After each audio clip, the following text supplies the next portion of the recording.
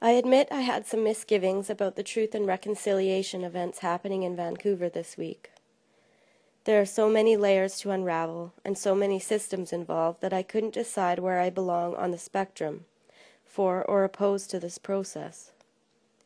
I took some time to reflect on what the purposes of the Truth and Reconciliation Commission are, as well as who I am, in order to make a decision on whether or not to participate. I still acknowledge that there are some political agendas behind this event, particularly in the form of funding. There are also many people with their own and valid reasons for choosing not to support this event. My own spiritual beliefs and who I am as a human being led me toward the walk instead of away from it.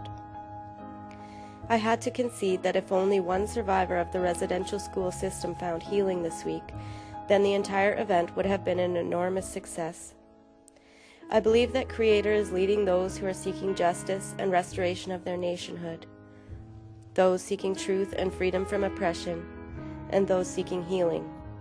I was there to honor the latter.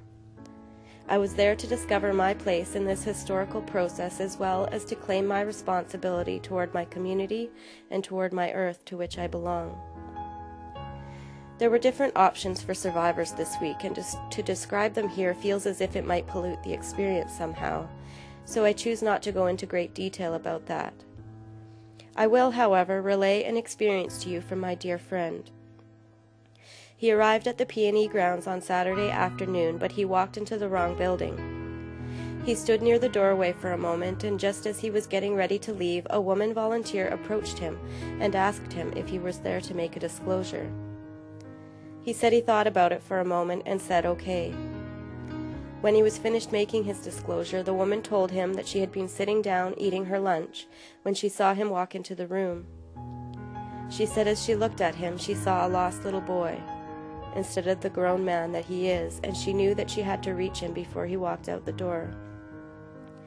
She abandoned her lunch and rushed over to him before he made his escape. He has been unsure recently about whether he will be able to endure the court process, but after making his disclosure, he says now he knows he can do it. Then, on Sunday morning, I gathered with my SFU team, led by our team captain and SFU president, Andrew Petter. I have been profoundly moved by the willingness of SFU's administration to make changes for the betterment of Aboriginal people. Their support has earned my respect, and I am sure the respect of many others. I would like to say a special thank you to Clay Gray for his efforts in gathering SFU students and faculty together for the walk today. They were not in vain, and your voice has been heard. As a group, we found ourselves at the starting point of today's walk, where tens of thousands of people stood together in the rain, listening to Dr. Bernice King. She spoke the words of her father, Martin Luther King, "I have a dream." She spoke of non-violent social action. She spoke of love. She spoke of hate. Hate destroys the hater, not the hated. Hate the oppression, love the oppressor. She said change is slow. It first has to change the heart of the oppressed before it changes the heart of the oppressor. But there will come a day when you will be able to say, in the words of my father, free at last, free at last. Thank God Almighty we are free at last. Then we began to walk. 70,000 people unified for a single greater purpose, listening to a choir sing, "Oh Happy Day." We walked down one side of the Georgia Viaduct and back up the other side. What this did was allow us to see the entire procession as they walked back up the viaduct beside us. It kept going and going and going. It was thrilling, heartwarming, heartbreaking, breathtaking. I have never felt as much hope, as much gratitude, as much joy, and as much sorrow as I did witnessing all those people come together from every color of the medicine wheel in order to say, "We see you." And as the end of the line went past us, I saw an elder walking very slowly, holding the arm of a younger man, perhaps her grandson. And as she walked, she waved at us walking past her.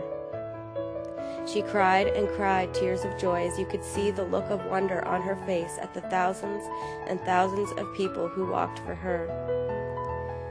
It was in that moment, seeing people walk ahead of me, behind me, beside me, beneath me on the street below.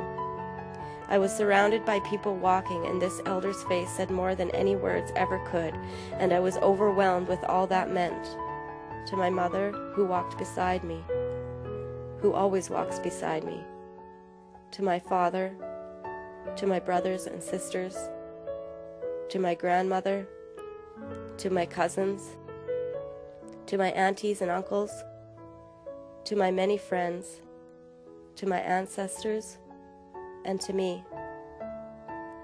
I thought about those children lost and alone, angry and frightened. I thought about my friend walking beside me, so much more than a survivor. I thought about the children laying in unmarked graves and the parents and communities who still grieve. I thought about all the lost souls on Hastings still trying to survive. I thought about the pain and the loss and found the rain a comfort and representative of all the tears throughout all the years as it began to wash away some of that sorrow. I did not see apathy today.